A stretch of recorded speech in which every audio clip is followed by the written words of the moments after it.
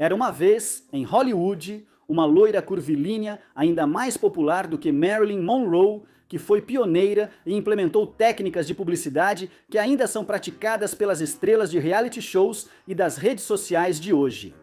Jayne Mansfield veio de origens humildes e se tornou uma das estrelas mais glamourosas de sua época, mas sua carreira foi tragicamente interrompida. Hoje vamos falar sobre a ascensão e a queda de Jayne Mansfield. Mas antes de começarmos, não se esqueça de se inscrever no canal Weird History e deixar um comentário para nos contar quais outras histórias da Era de Ouro de Hollywood você gostaria de ouvir a seguir. Certo, Jayne diz: "Eu os quero se eles me quiserem."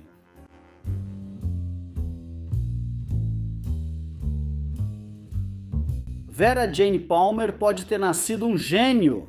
Quando criança, ela supostamente aprendeu vários idiomas, fez aulas de canto e dança e estudou violino, que ela tocava para estranhos. Parece que mesmo desde cedo, tudo o que ela queria era ser uma estrela.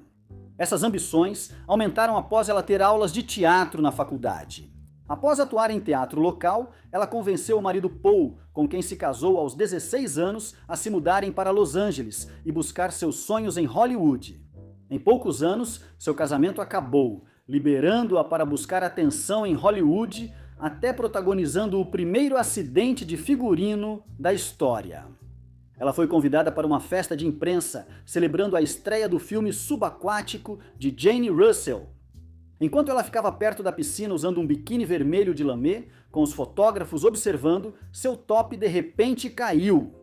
Como um repórter lembrou, a modelo teve a genialidade de permitir que seu maiô se abrisse. A revelação repentina destacou Jayne Mansfield e permitiu que ela construísse sua marca como símbolo sexual. Você deveria sempre convidar essa pessoa para suas festas na piscina. Jayne Mansfield assinou um contrato com a Warner Brothers em 1955, não muito tempo depois do incidente na estreia de um filme, que provavelmente não tenha sido um acidente. Mas o estúdio não contratou Jayne Mansfield exatamente por causa de sua habilidade de atuação. O cabelo escuro de Jayne Mansfield foi tingido de loiro, e ela passou a ser promovida como a Marilyn Monroe do homem comum. Ou seja, uma Marilyn para o homem comum que não podia comprar diamantes. A Warner Brothers achava que ela poderia ameaçar a popularidade de uma das mulheres mais famosas do mundo. Em 1957, Jayne Mansfield superou Marilyn Monroe nas pesquisas de popularidade, comprovando isso. Jayne Mansfield respondeu às comparações: "Marilyn é muito atraente, mas somos totalmente diferentes. Posso tingir o cabelo e atuar em papéis sérios." Ela realmente estava lançando algumas granadas. Jayne Mansfield era bastante astuta ao manter seu status de símbolo sexual. Apesar de supostamente ter um QI de 163, ela sabia que as pessoas estavam mais interessadas em sua aparência do que em sua personalidade e costumava brincar: "Elas estão mais interessadas em 102, 53, 89. Quando precisava manter a atenção no corpo, ela passou a ser mais criativa. Jayne Mansfield tinha tantos problemas com figurinos que um jornalista disse que seus frequentes incidentes com alças e zíperes no palco eram um risco profissional. Admita, fazer todos acharem que suas roupas podem explodir a qualquer momento, como em um programa de pegadinhas, é uma forma eficaz de se manter nas manchetes. Um dos acidentes mais famosos de Jayne Mansfield ocorreu em uma festa de estúdio em 1957 para Sophia Loren, onde ela usou um vestido estrategicamente decotado, causando mais do que um simples deslize. Acidente, certo? Depois que Robert Wagner contou ter visto Jayne Mansfield parada no sinal indo para a festa, passando blush nas áreas do corpo que depois ficaram expostas. Então talvez não. Mas essa não foi a parte da festa que marcaria as pessoas por anos. Essa distinção ficou com uma foto famosa de Mansfield e Loren juntas, mostrando Loren lançando um olhar atravessado para Mansfield. Como Loren lembrou depois, "No meu rosto você pode ver o medo. Estou tão assustado que tudo no vestido dela vai explodir. Bum! E derramar por toda a mesa. Isso teria sido realmente assustador."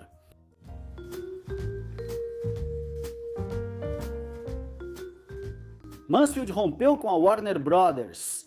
Ou o estúdio se cansou das atitudes dela para aparecer nos tabloides e a demitiu, ou ela se cansou dos trabalhos sem graça e pediu demissão. Ninguém sabe ao certo. Seja qual for o motivo da sua saída, ela voltou aos palcos e apareceu na Broadway na comédia O Sucesso Vai Estragar Rock Hunter. A produção teve quase 450 apresentações e Orson Bean, colega de elenco de Mansfield, afirmou: virou sucesso por causa de Mansfield e da publicidade. Ela foi a única artista a estampar a capa da revista Life 2 vezes no mesmo ano. A revista Life não era a única dando atenção para Mansfield. Em 9 meses, ela teria aparecido em fotos de jornais 2.500 vezes. Como não enjoar do próprio rosto nessa fase? Mansfield estava praticamente sem contrato após deixar a Warner Brothers, e sua passagem pela Broadway lhe trouxe mais credibilidade. Então a 20th Century Fox decidiu contratá-la. Você pode pensar que foi porque eles admiravam o trabalho dela. O estúdio deu a ela um grande destaque, rendendo-lhe um Globo de Ouro por seu papel na versão cinematográfica de Will Success Spoil Rock Hunter. Mas a Fox também era o estúdio de Marilyn Monroe. O estúdio estava em uma disputa com Marilyn Monroe, que exigia mais controle criativo e cachês maiores. Então, a decisão deles de contratar Mansfield, que era vista como concorrente de Marilyn Monroe, foi uma tática de negociação para provocar Monroe. No jargão da indústria, isso é conhecido como uma jogada. Mas, apesar do sucesso inicial de Mansfield na Fox, o estúdio rapidamente acabou se arrependendo da decisão. Eles ficaram muito insatisfeitos com as ações de publicidade de Mansfield, principalmente o acidente de figurino que ela mesma armou na festa de Sophia Loren. A Fox também não aprovou o casamento dela com Mickey Hargate, fisiculturista húngaro vencedor do Mister Universo em 1955. O estúdio tinha pedido para ela namorar outros astros da Fox e não ter filhos. Ela se casou com Hargate, que não era astro de cinema, e tiveram 3 filhos, incluindo Mariska Hargitay, futura estrela de Law and Order SVU. Hein? Será que a Fox ficou mais irritada por ela ter quebrado as regras ou por ter dado à luz uma futura estrela da NBC? Quando ela e Hargate se casaram em 1958, fizeram um casamento luxuoso e convidaram vários repórteres de jornal.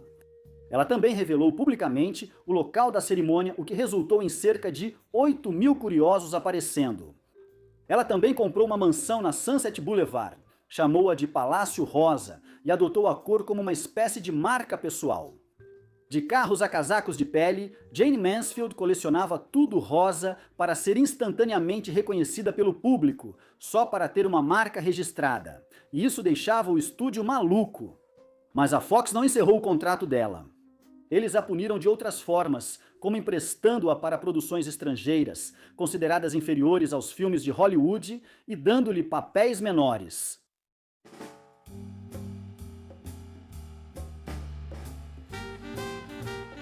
À medida que a Fox se cansava de suas acrobacias publicitárias, Mansfield tomou as rédeas da própria carreira e foi uma das primeiras mulheres a ser a atração principal em Las Vegas, ganhando $5.000 por semana.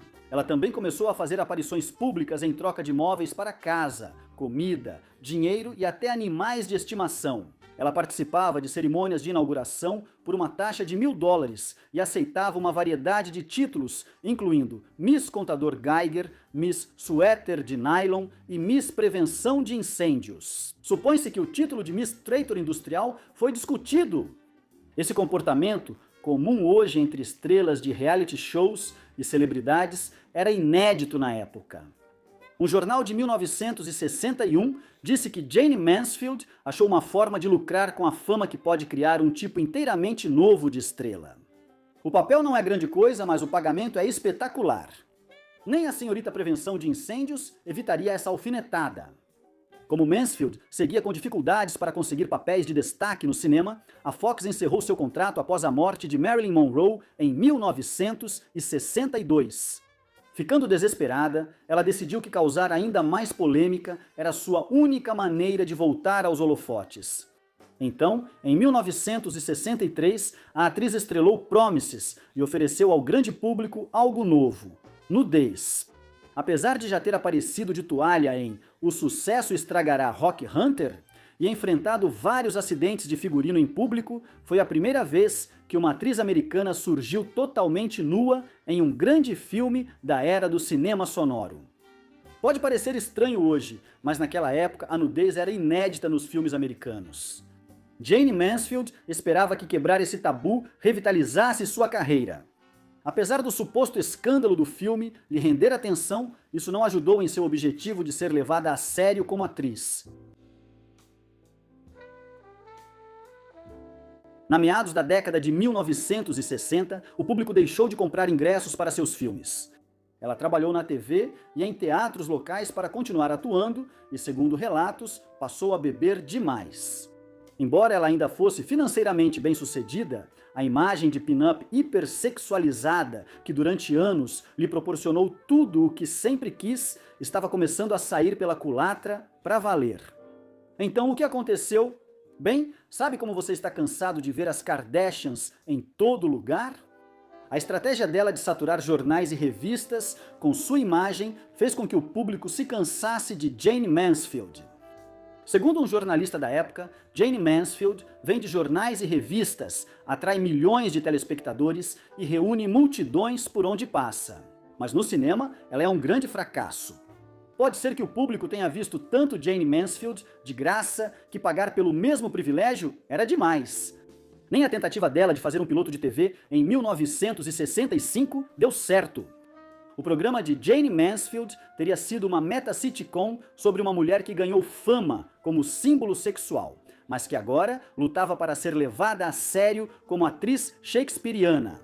Ei, esse programa parece muito bom. A ideia de Mansfield estava décadas à frente, mas ninguém se interessou. A carreira de Jayne Mansfield não se recuperou e sua vida pessoal também saiu do controle. Após o terceiro divórcio, Mansfield se envolveu com o advogado do divórcio, Sam Brody. Brody supostamente era abusivo com Mansfield e sua filha mais velha, e ela afundou ainda mais no alcoolismo.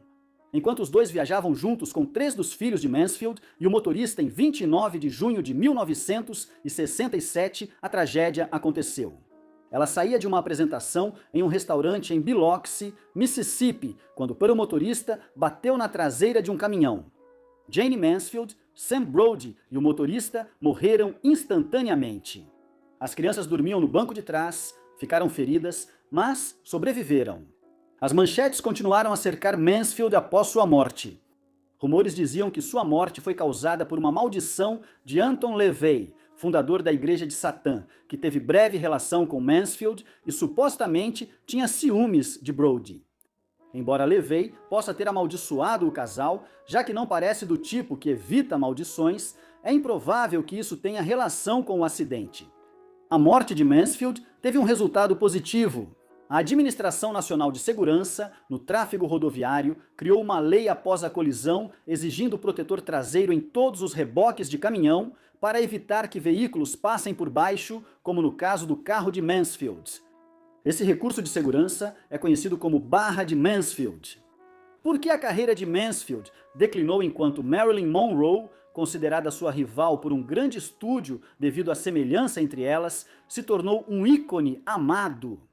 Isso pode ter ocorrido porque Monroe parecia inalcançável, enquanto Mansfield expunha todos os aspectos de sua vida ao público, abrindo caminho para estrelas de reality show e caçadores de fama atuais.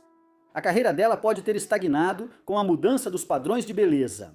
Quando Mansfield ficou famosa no final dos anos 1950, sua imagem de loira fatal era vista como ideal, algo que ela usou para virar estrela.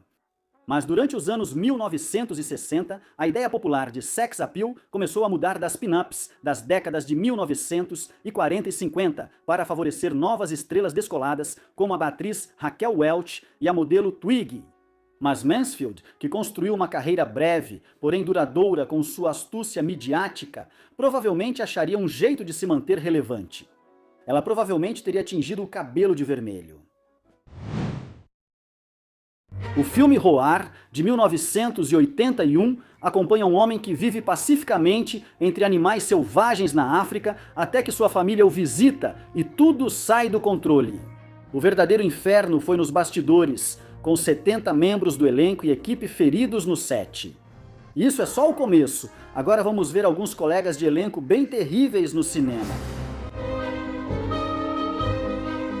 Em uma produção moderna de Hollywood que exigisse animais perigosos em uma cena, o diretor provavelmente usaria CGI para inserir a criatura no filme. Mas essa não era uma opção para Noel Marshall, então ele usou leões de verdade. E não só leões. Quando as filmagens principais começaram em outubro de 1976, uma verdadeira coleção de animais foi trazida para o set.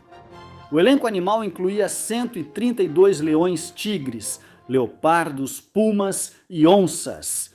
E esses eram apenas os grandes felinos. Com menos garras, mas igualmente perigoso, estava um elefante macho de 4.500 quilos chamado Timbo. A inspiração para Roar veio de uma experiência real do diretor Noel Marshall e sua esposa Tippi Hedren, que tiveram a ideia após uma viagem à África. O casal visitou uma reserva de animais em Moçambique, onde viram um prédio antigo cheio de um grupo de leões. Depois disso, eles tiveram a ideia de um cientista vivendo em harmonia com os leões, protegendo-os de caçadores. O casal pensou que o filme se passaria na África, mas seria gravado na Califórnia. Então, em 1971, eles começaram a criar filhotes de leão em sua casa em Sherman Oaks, Califórnia, que é a mesma cidade onde filmaram Picardias Estudantis. Bem parecido com a África. Noel e Tippi também moravam com seus 3 filhos. Marshall e Hedron acreditavam estar sendo cautelosos. Achavam que criar os leões com seus filhos reduziria o risco de ataques ao elenco e equipe na produção. John Marshall, filho do diretor, lembrou que morou com os leões por cerca de 6 meses. Ele brincou dizendo que chamavam os leões de adolescentes porque às 3 da manhã, quando você desmaiava, eles podiam te matar. Quando não te matam, você passa a confiar neles. Aposto que aquelas crianças eram ótimos aperitivos para os felinos. Em um acontecimento que provavelmente não deixou a seguradora muito feliz, ataques aconteciam com frequência no set de Roar. Você pensaria que a produção evitaria divulgar isso, mas Noel Marshall incluiu vários ataques reais dos grandes felinos na versão final do filme. Inclui cenas em que sua enteada e esposa ficaram tão feridas que precisaram ser hospitalizadas. Esse ambiente naturalmente criou muito medo e o sofrimento real dos atores é visível na tela. Marshall não ganhou o prêmio de melhor diretor por esse filme e também estava longe de ser considerado o pai do ano. De acordo com relatos, Marshall repetidamente expôs elenco, equipe e sua família a grandes riscos para obter as filmagens. Segundo seu filho John, Marshall não gritava "corta", nem quando os atores pediam ajuda. De acordo com o crítico de cinema Matt Singer, os atores em Roar parecem reféns que estão sendo forçados a interpretar papéis sob a mira de uma arma. Ele também refletiu que a mensagem aparente de Roar é de uma convivência pacífica entre espécies diferentes. Mas essa mensagem é contradita cena após cena, com leões destruindo coisas, comendo coisas, pulando em cima das coisas e, de modo geral, assustando todo mundo que encontram.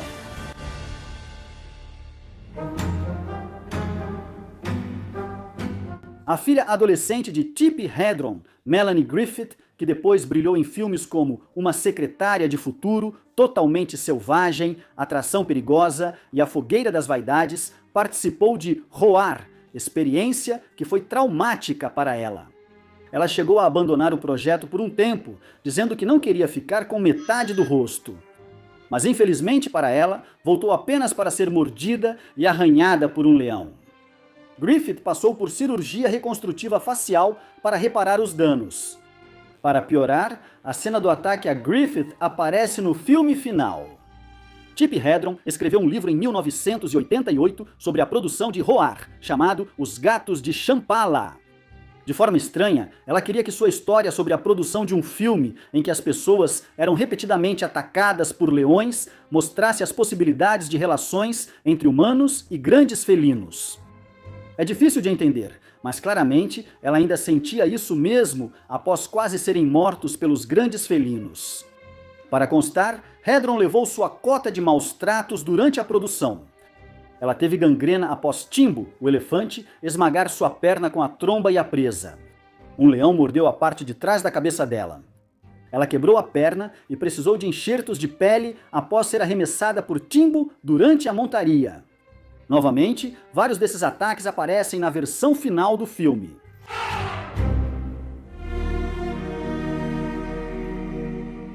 John Marshall, filho de Noel Marshall, atuou em Roar e exerceu várias funções na produção. Assim como o resto da família, John não saiu ileso das filmagens. Em outro incidente filmado, logo no início da produção, um leão mordeu a cabeça de Marshall e não quis soltar. 6 homens levaram 25 minutos para tirar Marshall das garras do leão. No final, ele levou 56 pontos. Para a maioria de nós, um incidente desses faria pensar: talvez esse trabalho não seja para mim, mas isso não impediu John de voltar à produção. Ele voltou ao trabalho 2 dias depois. O show deve continuar. Mas será que continua? Talvez por um senso de lealdade entre pai e filho, John Marshall foi o único membro da família disposto a promover Roar durante seu relançamento em 2015. Em entrevistas, no entanto, ele disse que ainda tem pesadelos das filmagens, e deixando de lado qualquer senso de lealdade por um momento, também teve algumas palavras duras para seu pai. Meu pai foi idiota ao fazer isso com a família. Mas eles já trabalharam para James Cameron.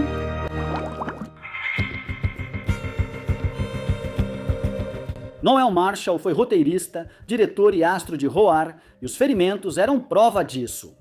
Na verdade, Marshall acabou levando tantas mordidas, algumas das quais foram filmadas e outras não, que ele acabou desenvolvendo gangrena. O diretor ficou hospitalizado por 6 meses devido à condição e às várias lesões nas pernas após ser arrastado por um leão no set. Levou anos para ele se recuperar. Acho que isso é sofrer pela arte. Jean Debon foi o diretor de fotografia de filmes lendários, como Duro de Matar, Caçada ao Outubro Vermelho e Instinto Selvagem. Roar foi a primeira filmagem nos Estados Unidos do diretor de fotografia holandês, e quase a última. Filmar animais selvagens de perto obviamente trazia riscos. Debon foi escalpelado por um leão e precisou de 120 pontos para recolocar a pele. O ator John Marshall recorda que pensou que a produção precisaria de outro diretor de fotografia, pois acreditava que Debon não voltaria. Mas, como profissional e talvez louco, Debon concluiu as filmagens do filme. Quando isso ocorreu, Marshall se impressionou.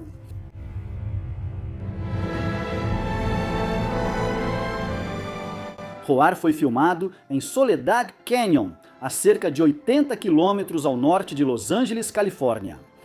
Apesar do ótimo clima, o estado dourado também é famoso pelos incêndios florestais. Sim, incêndios fora de controle são comuns na Califórnia. E antes do fim das gravações, o set de Roar quase foi destruído por 2 incêndios diferentes, além de uma enchente. O dilúvio matou vários leões, destruiu o set e destruiu parte das filmagens já concluídas e alguns equipamentos. Leões fugiram durante a enchente e a polícia local precisou abater 3. Esses desastres naturais atrasaram a produção por anos e custaram milhões de dólares.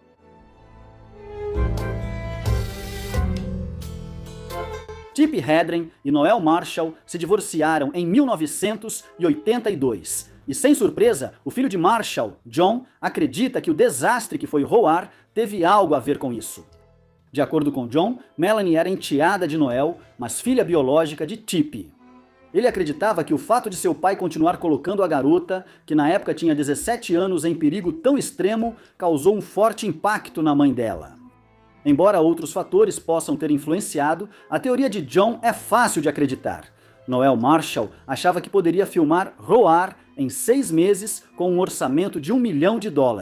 Quando leões são coadjuvantes em um filme, complicações são inevitáveis, e de fato aconteceram.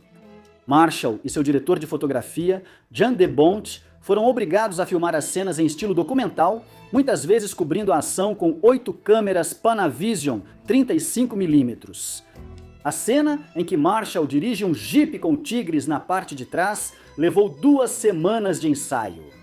E como os atores frequentemente precisavam ser hospitalizados e desastres naturais continuavam destruindo os cenários, o filme foi repetidamente adiado. Ao final, Roar levou 5 anos e custou milhões de dólares. Marshall e Hedron tiveram que financiar boa parte do filme após a desistência dos investidores. Financiadores inteligentes. Apesar de todo o sangue, suor e lágrimas derramados em Roar, o filme nem foi lançado na América do Norte ao ser concluído em 1981. Hollywood perdeu o interesse após tantos atrasos na produção. Tão volúvel, ele foi exibido em vários cinemas ao redor do mundo, mas arrecadou apenas um mísero $1 milhão na bilheteria. Décadas depois, no entanto, em 2015, a Drafthouse Films finalmente colocou Roar nas telonas dos Estados Unidos. A empresa relançou o filme em 6 cinemas em todo o país, com uma expansão naquela primavera e um lançamento em DVD no verão. O filme também foi exibido no festival South by Southwest. Tim League, fundador do Alamo Drafthouse, chamou o filme de uma joia escondida que esperavam apresentar a um público totalmente novo. Essa é uma forma de dizer isso. Além disso, The Twilight Zone foi uma das séries mais duradouras da TV americana, desde sua introdução icônica até o padrão de fala frequentemente imitado de seu criador e apresentador. The Twilight Zone definiu o que a ficção científica, analítica e perspicaz poderia ser para uma geração. Nos anos 80, ela virou um longa-metragem e o desastre aconteceu.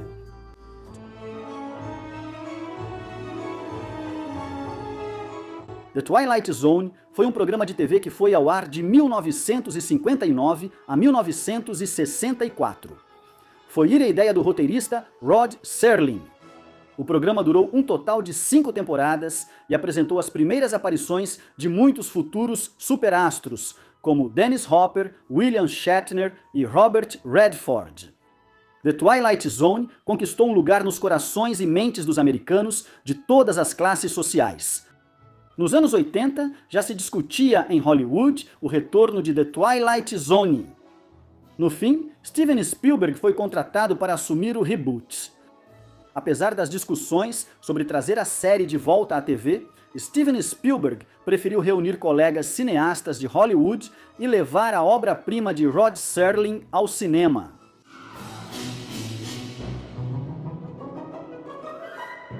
Steven Spielberg decidiu que o filme, além da imaginação, seria um remake de 3 episódios da série original e uma história totalmente nova e original. Os diretores escolhidos para o projeto foram John Landis, Joe Dante, George Miller e, é claro, o próprio Steven Spielberg.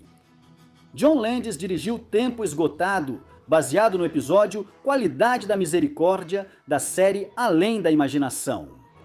O veterano ator Vic Morrow foi escolhido para viver Bill Connor, um homem preconceituoso que por um destino kármico é misteriosamente enviado ao passado, saltando entre épocas. Ele se vê como judeu na Segunda Guerra enfrentando nazistas, depois como negro enfrentando a Ku Klux Klan e por fim como vietnamita na Guerra do Vietnã. Ele se vê protegendo 2 crianças das tropas americanas. No final original de Tempo Esgotado, Bill Connor seguia sem remorso ao longo da história.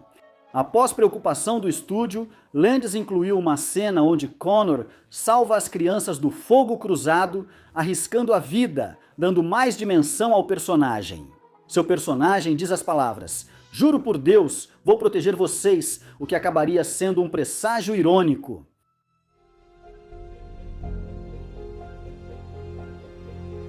Com o avanço da pré-produção, Landis e sua equipe precisavam resolver rapidamente um problema de planejamento de forma discreta. Eles precisavam descobrir como iriam filmar sequências incrivelmente complexas e demoradas com crianças. O Sindicato dos Atores tinha regras rígidas para o trabalho de crianças em filmes, incluindo um toque de recolher estrito. Alguém da equipe sugeriu contratar 2 crianças fora do sindicato e pagá-las como figurantes para contornar essa exigência. Landis concordou. Os pais não foram avisados sobre o helicóptero ou seus riscos antes das filmagens. Landis e sua equipe finalizaram uma tomada por volta das 22h30 naquela noite. As crianças foram devolvidas aos pais. Por volta das 2h30 da manhã, uma explosão enorme foi gravada, que o piloto do helicóptero, Dorsey Wingo, considerou extremamente perigosa. As máquinas de chuva dificultavam que ele trabalhasse com segurança. Wingo perguntou ao copiloto como deveriam contar ao diretor sobre as dificuldades. Mas antes que eles tivessem a chance de falar, Landis se aproximou deles dizendo: "Eu preciso que vocês voem mais baixo, preciso que vocês cheguem mais perto." Primeiro, eles hesitaram, mas Landis, com um megafone, gritou com os homens. O veículo em questão era um helicóptero Bell UH-1 Iroquois, mais conhecido como Huey. Afirmar que esse helicóptero era resistente e apto para acrobacias é correto. Ele foi testado em combate durante a Guerra do Vietnã. Naquela noite, eles filmavam uma cena final em que Vic Morrow fugia por um rio raso de cerca de 1,5 metros de profundidade e 6 de comprimento. Ele deveria carregar as duas crianças atrizes pelo rio enquanto era perseguido por soldados americanos. Crianças e pais foram chamados ao set para filmar a cena. Há relatos divergentes sobre o que Dorsey Wingo, veterano da Guerra do Vietnã, realmente acreditava que aconteceria. Alguns disseram que ele pensava que não haveria explosões, outros que sim. Quando estavam prestes a começar a gravação, um membro da produção expressou preocupação dizendo que aquilo era perigoso demais para filmar, momento em que Landis se virou, sorriu e disse: "Você ainda não viu nada." O helicóptero de Wingo pairava a cerca de 7,5 metros do chão. O plano era que ele sobrevoasse os atores cruzando o rio, pousasse em terra e Vic Morrow e as crianças fugissem para dentro dele no final da história. Quando a ação foi chamada, Wingo girou o helicóptero 180 graus para se preparar para o pouso. Porém, um morteiro disparado no momento errado atingiu e destacou a seção traseira do helicóptero. O helicóptero saiu de controle e despencou em direção ao chão. Naquele momento, Morrow acidentalmente deixou Chen cair na água. Ele tentou pegá-la de volta, mas não foi rápido o bastante. Os atores morreram na hora quando as hélices do helicóptero decapitaram Morrow e Lee, e Chen foi esmagada pela máquina.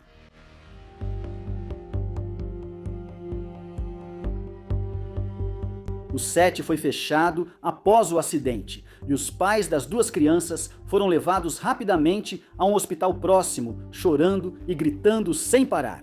A equipe médica constatou que estavam em choque. A história ganhou vida própria, com público e mídia analisando intensamente o ocorrido naquela noite. As notícias sobre Landis, a produção burlando leis trabalhistas e sua frase "Vocês ainda não viram nada" repercutiram nos telejornais noturnos por meses. Em outubro de 1984, o Conselho Nacional de Segurança no Transporte divulgou o relatório da tragédia e iniciou uma investigação. A Administração Federal de Aviação instituiu em março regulamentos para definir como aeronaves seriam reguladas em produções de filmes e TV. Porém, os novos regulamentos abrangiam só aeronaves de asa fixa, não helicópteros. O Conselho Nacional de Segurança no Transporte recomendou uma emenda aos regulamentos para incorporar helicópteros, que foi aceita em 1986. Mas a ação foi pouco demais, tarde demais. Pessoas morreram e o público exigia justiça.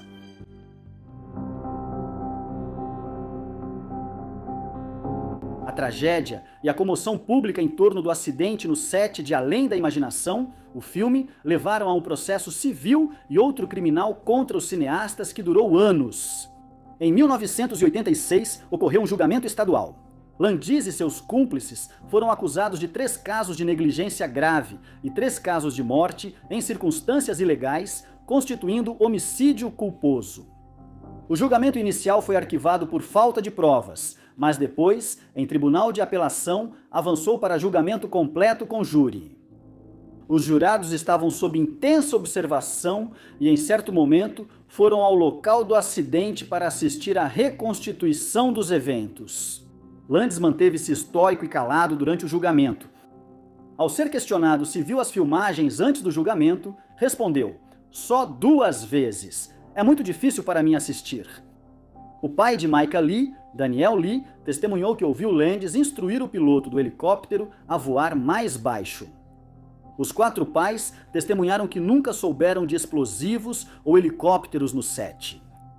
Todos testemunharam que foram informados repetidamente de que não havia perigo nas filmagens. Landis, Folsey, Wingo, o gerente de produção Allingham e o especialista em explosivos Paul Stewart prestaram depoimento. Os superiores admitiram a contratação ilegal de menores, mas afirmaram não ter agido errado nas filmagens. Foi uma batalha amarga. A defesa inicialmente afirmou que os pais das crianças mentiam e inventavam as histórias. Harlan Brown, o advogado de defesa, disse isso. Eles negarão que sabiam do helicóptero e efeitos especiais, mesmo já tendo visto cena parecida 5 horas antes.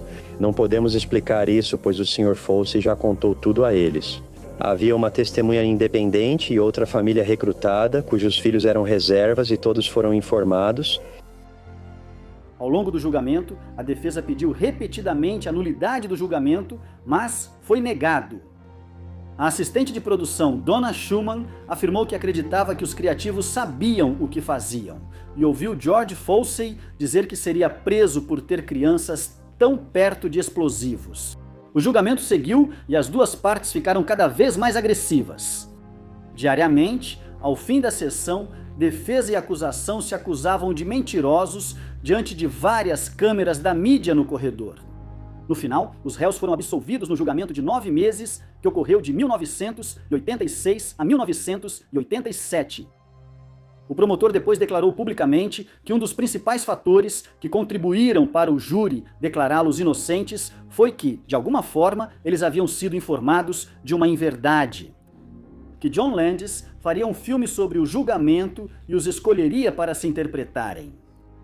Se quisessem ver o filme sendo feito e participar, teriam que absolvê-lo, pois não poderia fazê-lo preso.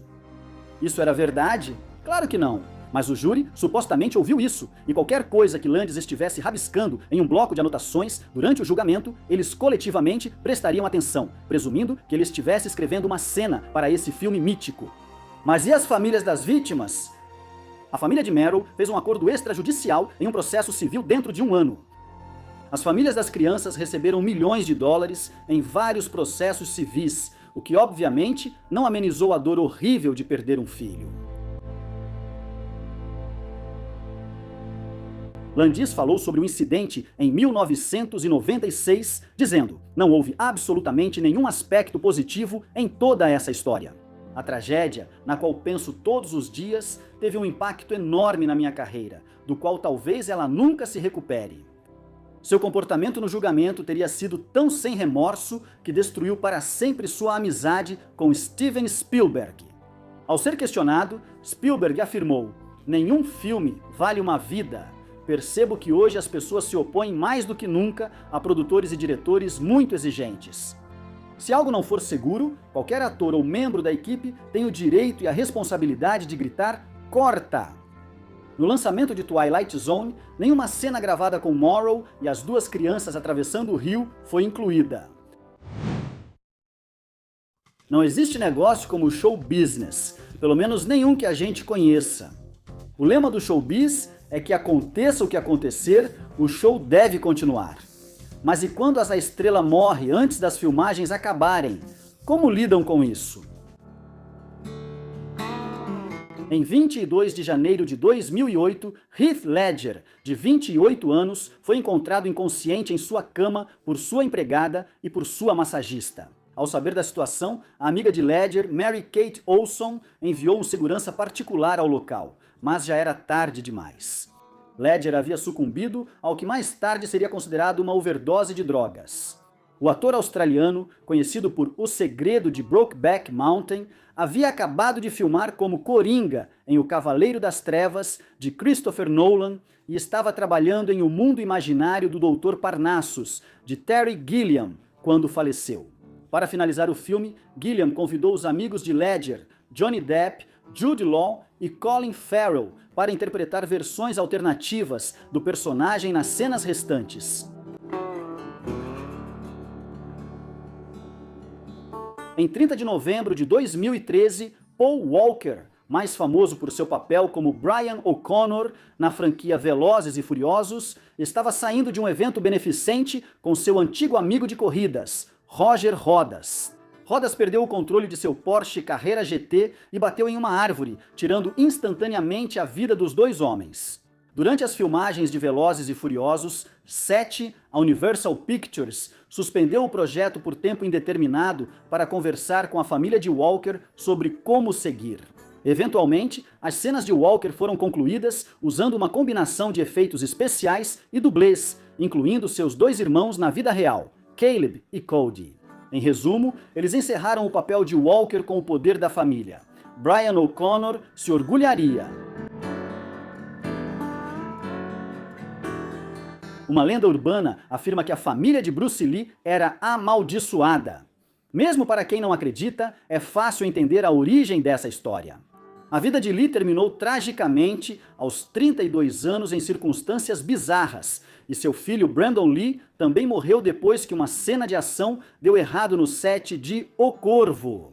Em 31 de março de 1993, durante as filmagens, a arma cenográfica usada para atirar no personagem de Lee continha um fragmento real preso na câmara após uso anterior para uma tomada em close. Quando o cartucho de festim foi disparado, o fragmento saiu com força de bala e atingiu Lee no abdômen. Ele morreu mais tarde naquele dia, aos 28 anos. Os cineastas optaram por concluir O Corvo com dublês e efeitos especiais, e o filme virou um sucesso cult.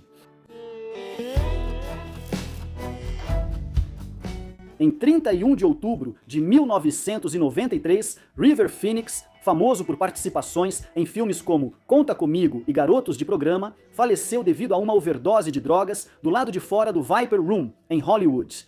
A autópsia achou várias drogas, como cocaína e morfina, no organismo dele.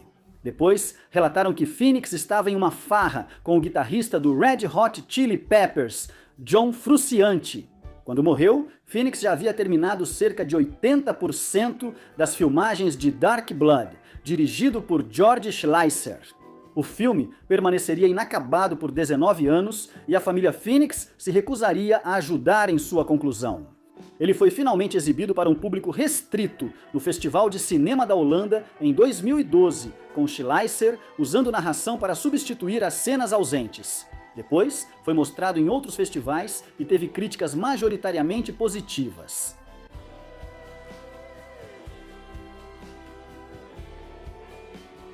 Em 2 de fevereiro de 2014, Philip Seymour Hoffman foi encontrado morto por overdose de heroína. Após mais de 25 anos sóbrio, o ator vencedor do Oscar teve recaída 8 meses antes de morrer. Hoffman tinha apenas uma semana de filmagens restantes para Jogos Vorazes, A Esperança, mas já havia gravado o suficiente para finalizar o filme. O filme foi dedicado ao falecido ator. Em 29 de novembro de 1981, Natalie Wood se afogou na costa da Ilha Catalina, na Califórnia. Natalie Wood viajava de barco com o marido Robert Wagner, o ator Christopher Walken e o capitão Dennis Davern. Apesar de a morte de Natalie Wood ter sido vista como acidental, as circunstâncias do caso seguem misteriosas. Em 2018, a polícia nomeou Wagner como uma pessoa de interesse, citando-o como a última pessoa a vê-la com vida. Quando morreu, Natalie Wood estava no meio da produção do thriller de ficção científica Brainstorm, de 1983, com Walken como coestrela. O estúdio tentou cancelar o filme após a morte de Natalie Wood, mas o diretor Douglas Trumbull convenceu a seguradora a financiar a conclusão. A irmã de Natalie Wood, Lana, substituiu-a nas cenas finais, e o filme teve críticas mistas.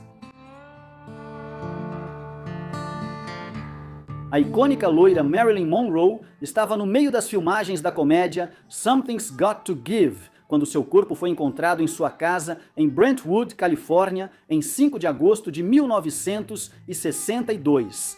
A causa da morte de Marilyn Monroe foi relatada como uma overdose de barbitúricos. O filme, apenas parcialmente concluído, não pôde ser finalizado sem Marilyn Monroe, então nunca foi lançado. Isso não quer dizer que ele esteja totalmente perdido no tempo. Imagens do filme foram usadas no documentário de 1990, Marilyn, Something's Gotta Give.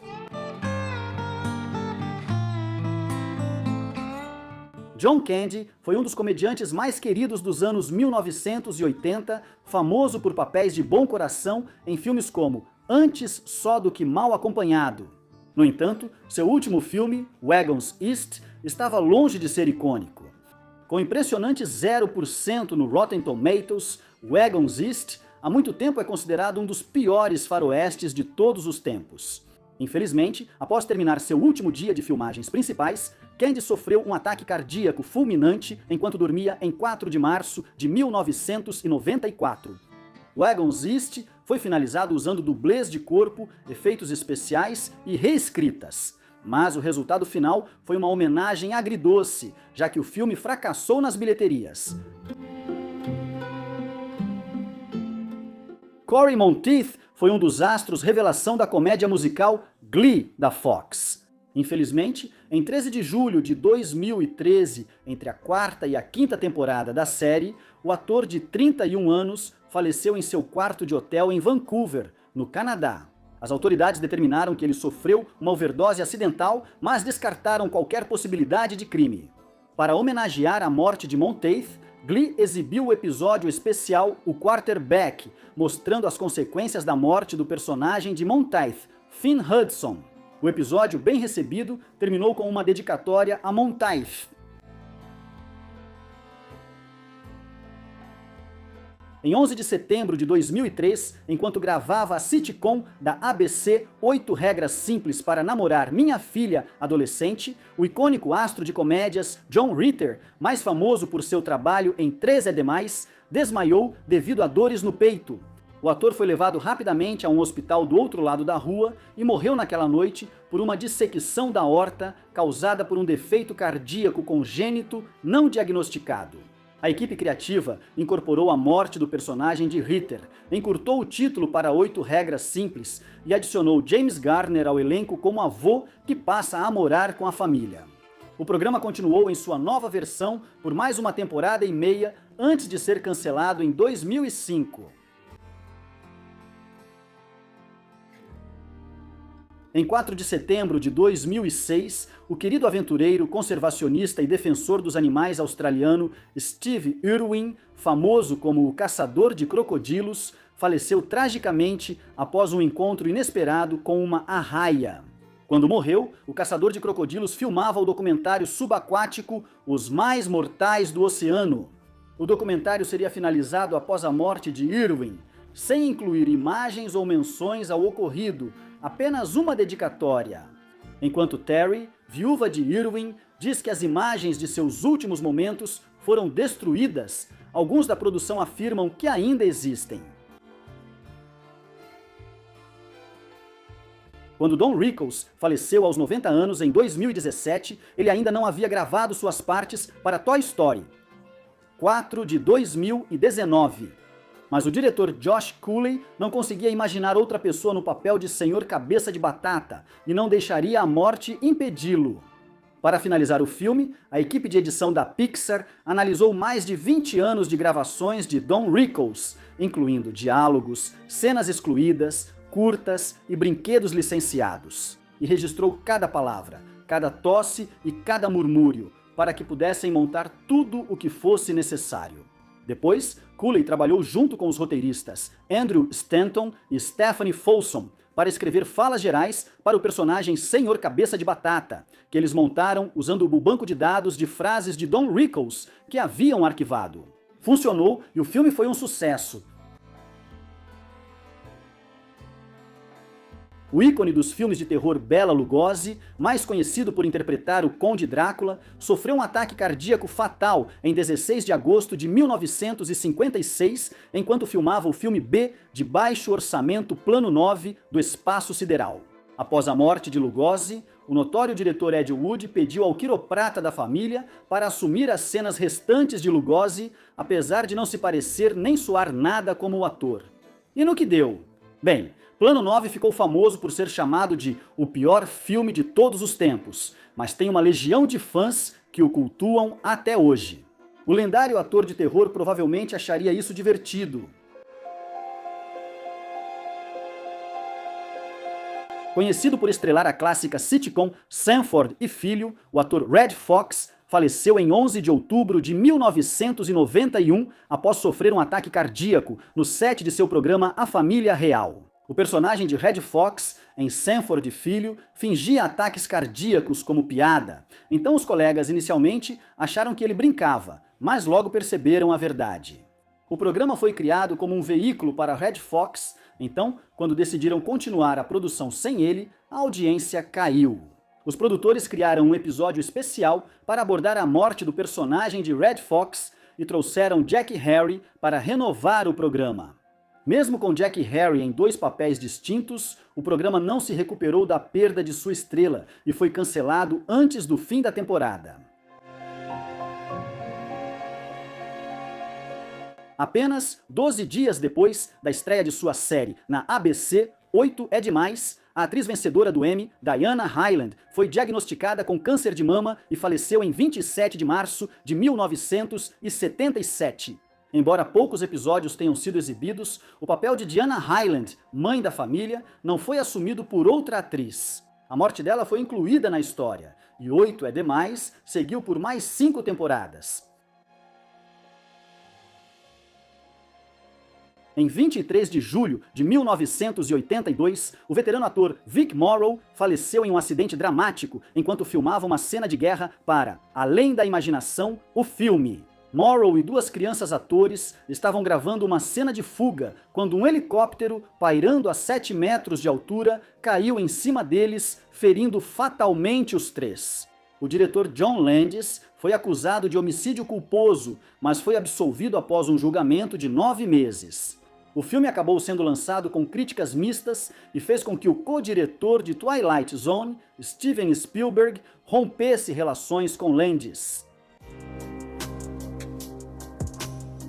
Em 15 de março de 1958, o ícone de Hollywood, Tyrone Power, famoso por clássicos como A Marca do Zorro de 1940, estava filmando uma luta de espadas para o épico de 1959, Salomão e a Rainha de Sabá. Power interrompeu as filmagens, reclamando de dor no braço e sofreu um ataque cardíaco no set. Infelizmente, faleceu a caminho do hospital. Após muita consideração, o estúdio decidiu substituir o papel de Power por Yul Brynner. O filme foi concluído e lançado, alcançando sucesso de bilheteria, mas recebeu críticas desfavoráveis. Na verdade, o diretor do filme, King Vidor, lamentou publicamente o quanto Power teria sido melhor no papel do que Brynner. Imaginamos que essa foi a última vez que Brynner lhe fez um favor. Interpretando o patriarca Jock Ewing na icônica novela de horário nobre Dallas, o veterano ator Jim Davis apareceu em 75 episódios das 4 primeiras temporadas da série. Jim Davis foi diagnosticado com um tumor cerebral e faleceu em 26 de abril de 1981, enquanto a 4ª temporada ainda estava no ar. Os fãs de Dallas devem lembrar que Jock, personagem de Jim Davis, morreu em um acidente de helicóptero voltando da América do Sul, em episódio exibido em janeiro de 1982, marcando um momento crucial na série. Apesar da perda de Jim Davis, a série continuou por mais 9 anos. A atriz de filmes adultos, Bambi Woods, estrelou um dos filmes mais infames dos anos 70, apenas para aparentemente desaparecer da face da Terra poucos anos depois. É um dos mistérios mais duradouros de Hollywood e nunca foi oficialmente resolvido. Os filmes dela podem não ser adequados para assistir no trabalho, mas este vídeo deve ser tranquilo. Em 1978, Bambi Woods estrelou o famoso filme adulto Debbie Faz Dallas, cuja trama teria sido inspirada por suas tentativas reais de entrar para as líderes de torcida do Dallas Cowboys. Caso você não conheça, Debbie Faz Dallas gira em torno de Debbie, uma jovem líder de torcida que quer entrar para o famoso grupo Texas Cowgirls, mas não tem dinheiro suficiente para ir às seletivas. Então, Debbie começa a trocar favores íntimos por dinheiro na esperança de correr atrás de seus sonhos. Se você parar para pensar, é uma estrutura clássica de jornada do herói.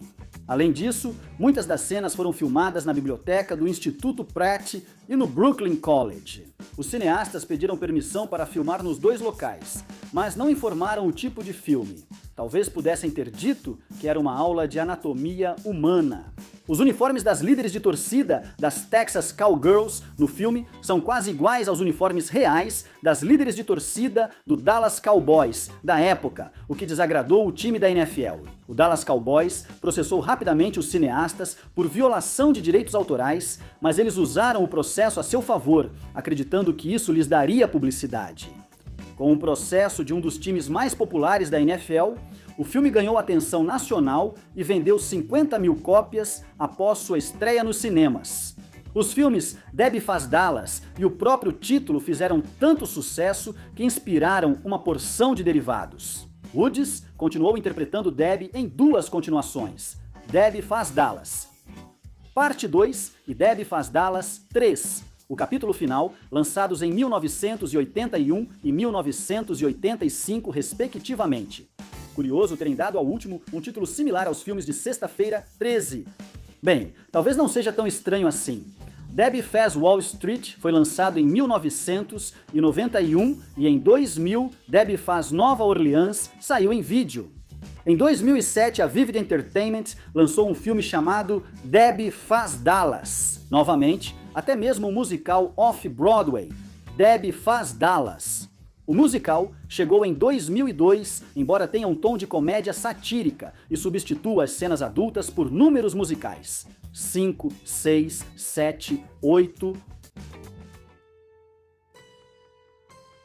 Woods fez parte da era de ouro do pornô, uma época em que filmes adultos eram lançados nos cinemas e deixavam uma marca cultural. Filmes classificados como X já tiveram fins de semana de estreia, como Batman. Mas, embora os lucros fossem altos, não havia regulamentação na produção e a segurança dos atores raramente era considerada. Em uma entrevista de 1979, após o lançamento de Debbie Faz Dallas, Woods revelou como começou no ramo. Apesar da hesitação inicial, ela revelou que devia dinheiro a uma amiga do entretenimento adulto.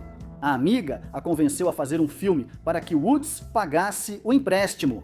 Ela continua dizendo que fazer o filme foi desconfortável e que foi estranho ser filmada durante as cenas explícitas do filme. Muitos achavam que Woods se tornaria famosa na indústria cinematográfica. E ela realmente frequentou o Estúdio 54, a boate preferida de Andy Warhol, e um ponto de encontro para os artistas populares da época. Mas esse acabou sendo o limite de sua fama. Woods aparentemente desapareceu após o terceiro filme de Debbie e não foi mais vista ou ouvida desde então. Diversas teorias sobre o sumiço de Woods envolvem a cultura obscura da Era de Ouro.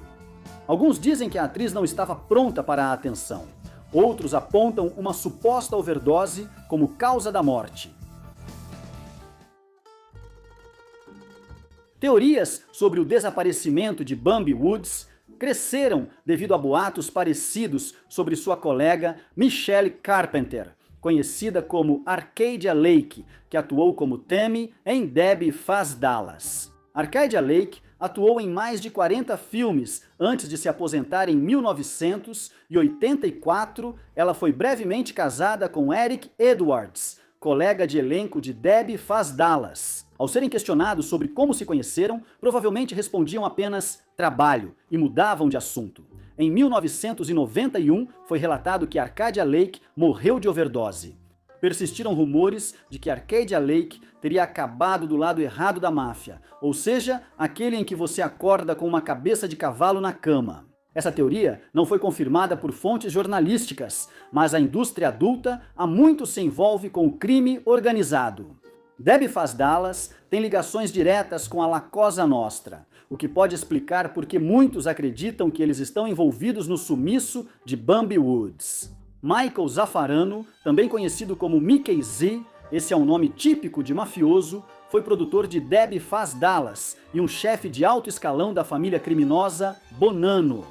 Ele era o dono secreto do Teatro Pussycat em Nova York, um dos muitos cinemas adultos dos anos 70, onde Debbie foi a principal atração no lançamento. O FBI começou a investigar Zaffarano e seus negócios em 1978. Em 1980, o FBI já tinha provas suficientes contra ele para emitir um mandado de prisão. Mas quando os agentes chegaram à sua propriedade, Mickey Z sofreu um ataque cardíaco fatal aos 56 anos, presumivelmente seguindo a recomendação de seu advogado. A reputação e a morte de Zaffarano só tornaram Debbie Faz Dallas ainda mais notório. Além disso, seu destino assustadoramente abrupto, que aconteceu justamente quando os federais estavam prestes a colocar as algemas, não ajudou em nada a acabar com os rumores sobre o desaparecimento de Bambi Woods, a morte de Michelle Carpenter ou do próprio Mickey Z, nesse caso. Zaffarano realmente sofreu uma parada cardíaca ou ele se matou para evitar ser capturado? Ou será que alguém o matou antes que ele tivesse a chance de ser interrogado? Havia ligações com as pessoas responsáveis por Debbie Faz Dallas ou com Woods e Carpenter? As pessoas vêm especulando há décadas, mas nenhuma resposta definitiva foi encontrada.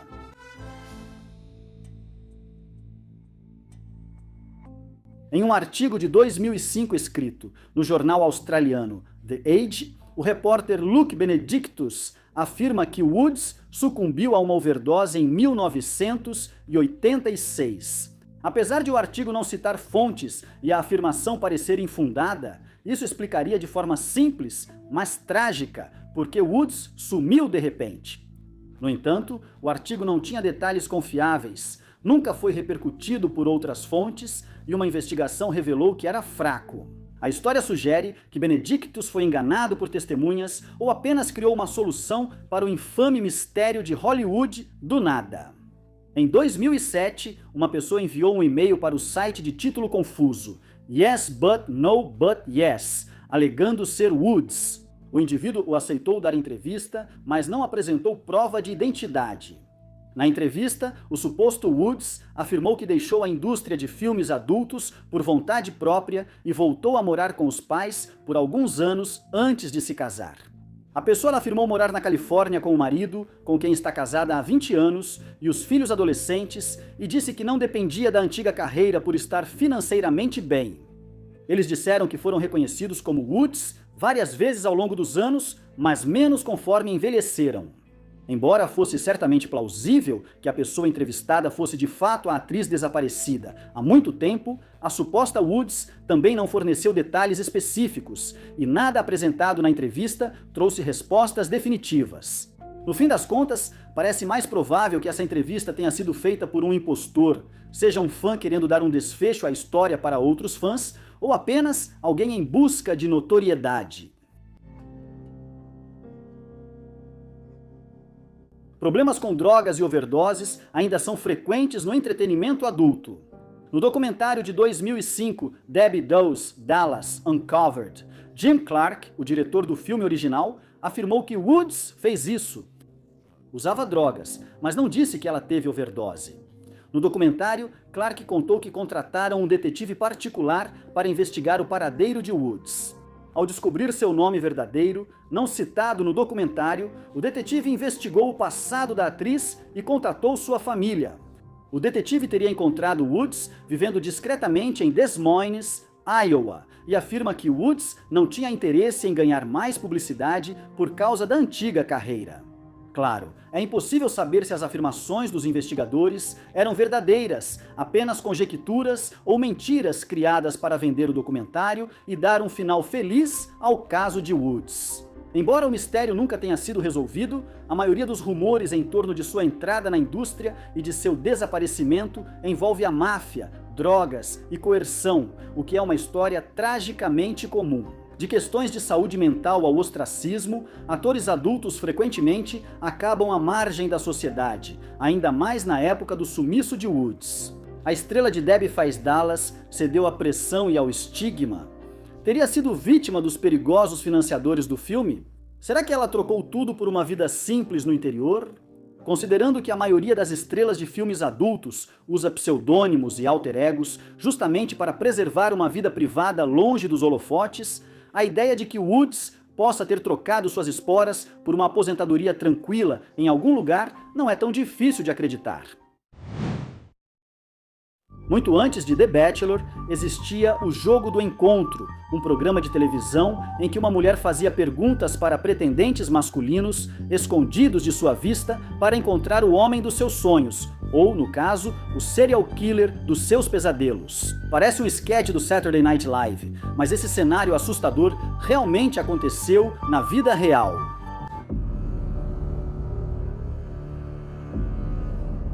Rodney Alcala nasceu em 23 de agosto de 1943 em San Antonio, Texas, e cresceu em Los Angeles como um estudante talentoso, com uma juventude que, fora isso, não tinha nada de especial. Aos 17 anos, ele entrou no exército, onde seu lado sombrio surgiu pela primeira vez nos registros. O comandante de Alcala o via como insubordinado, manipulador e vingativo.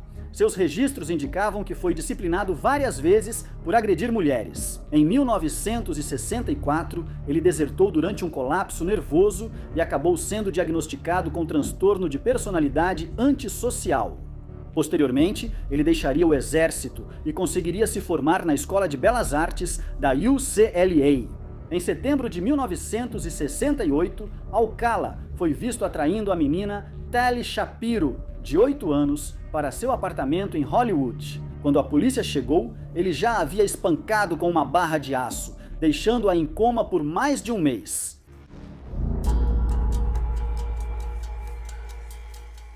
A polícia salvou Tali Shapiro, mas Alcala já havia fugido do local e do estado. Ele foi para o outro lado do país, até Nova York, onde se matriculou na escola de cinema da NYU, usando o nome falso de John Berger. Ironicamente, enquanto estava lá, Alcala fez uma aula ministrada por Roman Polanski, o famoso diretor que 10 anos depois também fugiria do país para evitar ser acusado de crimes sexuais. Quais são as chances? Em 1971, Alcala conseguiu um emprego na Blue Cross Blue Shield Association, onde trabalhou ao lado de um cara chamado Richard Cottingham. Cottingham logo ficou conhecido como assassino do tronco ou estripador da Times Square. Foi condenado por 18 assassinatos e alegou ter cometido mais de 60 outros. Não há provas de que soubessem dos crimes um do outro ou fossem amigos, mas a Blue Cross provavelmente mudou suas políticas de contratação após isso. 1971 marcou o primeiro assassinato conhecido de Alcala. Em 12 de junho, ele estrangulou Cornélia Crilly, comissária da TWA de 23 anos, em seu apartamento em Manhattan. Infelizmente, Alcala só seria ligado ao crime em 2011, 40 anos depois. O ataque brutal à menina Tali Shapiro, de 8 anos, fez com que ele entrasse para a lista dos mais procurados do FBI, com seu rosto em cartazes nas agências dos Correios, sendo reconhecido por 2 crianças. Ele foi preso e extraditado para a Califórnia para ser julgado pelo ataque a Tali Shapiro. Como a mãe de Tali não permitiu seu depoimento, Alcala foi condenado apenas por uma acusação menor relacionada à criança. Ele foi condenado a 3 anos de prisão, mas cumpriu só 17 meses antes de ser solto. Talvez devessem tê-lo mantido preso mais tempo. Menos de 8 semanas depois, Alcala foi preso por agredir uma garota de 13 anos. Apesar de ser considerado um reincidente perigoso, ele já estava de volta às ruas em 1976, apenas 2 anos depois. Dada a aparente leniência do sistema penal da Califórnia com Alcala, não surpreende que seu oficial de liberdade condicional tenha decidido permitir sua mudança para Nova York. Afinal, que mal ele poderia causar lá? Bem, já que você perguntou, de acordo com o Departamento de Polícia de Nova York, uma semana depois que Alcala voltou para a Big Apple, ele supostamente matou Ellen Jane Hoover, de 23 anos, que por acaso era afilhada das lendas do Rat Pack, Dean Martin e Sammy Davis Jr. Durante o interrogatório, Alcala admitiu conhecê-la e evidências adicionais o ligaram ao desaparecimento dela, mas nunca comprovaram de forma conclusiva sua culpa no assassinato dela. Não surpreendentemente, Alcala não ficou muito tempo em Nova York. Ele voltou para Los Angeles em 78 e trabalhou em vários empregos, incluindo um breve período como tipógrafo no Los Angeles Times. Nessa época, Alcala também foi interrogado sobre os assassinatos do estrangulador das colinas por seu histórico de agressor sexual. Apesar de parecer o principal suspeito, a polícia descartou Alcala como o estrangulador e descobriu que 2 homens agiram juntos. Mas Alcala também não estava exatamente longe de problemas. ele começou a se passar fraudulentamente por um fotógrafo de moda profissional, um título que usava para enganar centenas de homens e mulheres, incluindo vários menores de idade, a posarem nus para ele. Depois, ele compartilhava as fotos com colegas. Ao ser questionado sobre as imagens de menores, Alcala afirmou que os pais da pessoa fotografada o contrataram para as fotos, uma desculpa ruim. Isso só mostra que mais gente além de você, Rodney, deveria ser presa. Muitas pessoas nas suas fotos seguem não identificadas até hoje. Os investigadores acreditam que pelo menos algumas dessas pessoas provavelmente estavam entre suas vítimas. Foi depois de tudo isso, em setembro de 1978, que Rodney Alcala foi selecionado para participar do novo programa de namoro.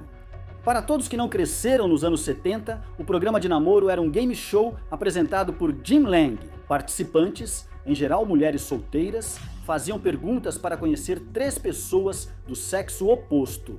Como tudo no programa, as perguntas e respostas geralmente eram cheias de insinuações picantes. A solteira podia ouvir, mas não ver os solteiros. No fim do programa, ela escolhia um e ia a um encontro com ele. No episódio em que ele apareceu, a participante era Cheryl Bradshaw e Alcala era o solteiro número 1, apresentado como um fotógrafo de sucesso que começou quando seu pai o encontrou no laboratório fotográfico aos 13 anos, já totalmente desenvolvido. Também citaram que, entre gravações, ele praticava paraquedismo ou andava de moto. A descrição deixou de mencionar que, naquela época, Alcala já era um serial killer ativo, tendo tirado a vida de Jill Terry Barkham, de 18 anos, e Georgia Marie Wickstead, de 27 anos, e possivelmente de outras pessoas. Mas como ninguém parecia saber disso, Bradshaw perguntou animadamente para Alcala que tipo de refeição ele seria, ao que ele respondeu: "Me chamam de banana e eu pareço muito gostoso. Me descasque." Bradshaw achou engraçado e no que poderia facilmente ter se tornado a pior decisão da vida dela, ela escolheu Alcala para ser seu acompanhante. Sim, um serial killer participou e venceu o jogo do encontro. Imagino como os que perderam para Alcala se sentiram. Outro participante conversou com Alcala e depois o chamou de um cara assustador que se destacava na vida dele. E ele não foi o único a pensar assim. Apesar de tê-lo escolhido como vencedor, Bradshaw mudou de ideia imediatamente depois de conhecer Alcala pessoalmente. Ela achou que ele estava agindo estranho e não saíram naquele encontro.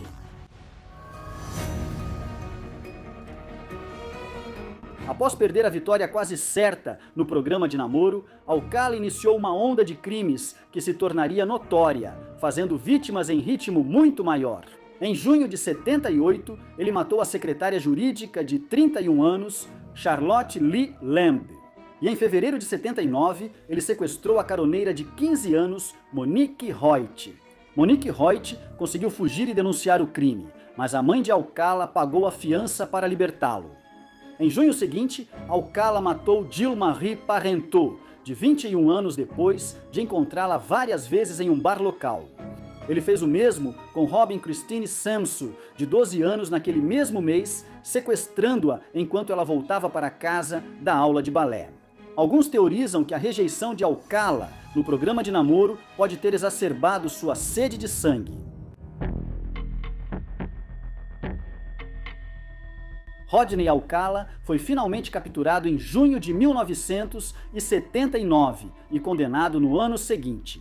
No entanto, a Suprema Corte da Califórnia anulou o veredicto contra Alcala, alegando que os jurados foram informados indevidamente sobre seus crimes anteriores. Ele foi condenado após um novo julgamento em maio de 1986, mas essa condenação foi anulada em um tribunal federal. Os promotores se preparavam para a terceira rodada quando fizeram uma descoberta assustadora. O DNA de Alcala, que havia sido coletado durante seu tempo na prisão, o conectou aos assassinatos de outras 4 mulheres: Barkham, Wickstead, Lamb e Parenteau. Após disputas legais sobre julgamento conjunto ou separado, Alcala foi a julgamento pelos 5 assassinatos em fevereiro de 2010. Apesar do ditado de que quem se defende tem um tolo como cliente, Alcala resolveu se defender sozinho, e foi como você imagina. No julgamento, Alcala deu seu depoimento em sua própria defesa, atuando como interrogador e testemunha, como se fossem pessoas distintas. Ao interpretar o primeiro, ele se questionava com voz muito grave, chamando-se de Senhor Alcala.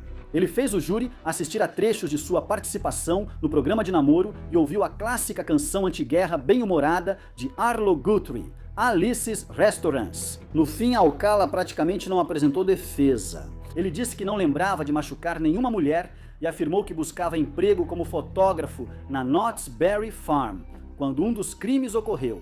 Alcala foi condenado pela terceira vez, mas não pela última vez. Ele foi finalmente indiciado pelos assassinatos de Cornelia Creeley e Ellen Jane Hoover em 2011. Após negar as acusações, ele se declarou culpado para poder voltar à Califórnia e seguir recorrendo da sentença de morte de sua condenação anterior. O pior participante de todos os tempos do Jogo do Encontro finalmente faleceu em 2021 em uma prisão da Califórnia, aos 77 anos. O clássico do terror de 1982, Poltergeist, vem assustando o público há mais de 40 anos. O espetáculo de efeitos especiais deu vida aos fantasmas. Ou melhor, deram vida ao além de um jeito que o público nunca tinha visto. Mas desde o seu lançamento, o filme tem sido assombrado por rumores de uma maldição que supostamente causou estragos no elenco e na equipe, como um espírito vingativo com resultados letais. Tudo bem, pessoal, eles são estranhos. Após o sucesso de Contatos Imediatos do Terceiro Grau, a Columbia Pictures quis uma continuação, mas isso não interessou muito ao diretor Steven Spielberg. Em vez disso, ele propôs um filme de terror sobre invasão alienígena chamado Night Skies. Esse projeto nunca se concretizou, mas ideias desenvolvidas para Night Skies acabaram influenciando dois outros filmes extremamente populares dos anos 80. O próprio E.T., de Steven Spielberg, e o terror sobrenatural Poltergeist, dirigido por Tobe Hooper. Hoje em dia, o legado de E.T. é basicamente uma imagem fofa ligada aos confeitos Reese's Pieces, mas o legado de Poltergeist é marcado por tragédia, morte e, supostamente, uma maldição. Os rumores de uma maldição ligada à franquia Poltergeist surgiram principalmente após várias tragédias envolvendo membros do elenco ao longo dos anos. Mas todas essas tragédias individuais poderiam ter sido consideradas apenas coincidências se tivessem acontecido com atores de outra franquia de filmes. Digamos, uma que não fosse sobre fantasmas e maldições. Os filmes Poltergeist têm como tema central as maldições, o que torna a conexão macabra muito fácil de fazer. O primeiro filme da série acompanha a família Freeling, enquanto eles se mudam para uma comunidade planejada em Cuesta Verde, Califórnia, depois que o pai, Steve, consegue um novo emprego lucrativo vendendo imóveis. A família logo vivencia fenômenos paranormais na nova casa, enquanto a filha de 5 anos, Carol Ann, entra em contato com o mundo dos espíritos. No final, com a ajuda de vários médiums, parapsicólogos e especialistas sobrenaturais, os Freeling descobrem que sua nova residência, assim como grande parte do bairro ao redor, foi construída por desenvolvedores gananciosos em cima de um antigo cemitério. Em vez de exumar os corpos e levá-los para um novo local, as casas foram simplesmente construídas bem em cima dos cadáveres em seus túmulos. A casa não estava só assombrada, mas assolada por uma maldição fantasmagórica, o que certamente afetará o valor de revenda, mesmo com boas escolas.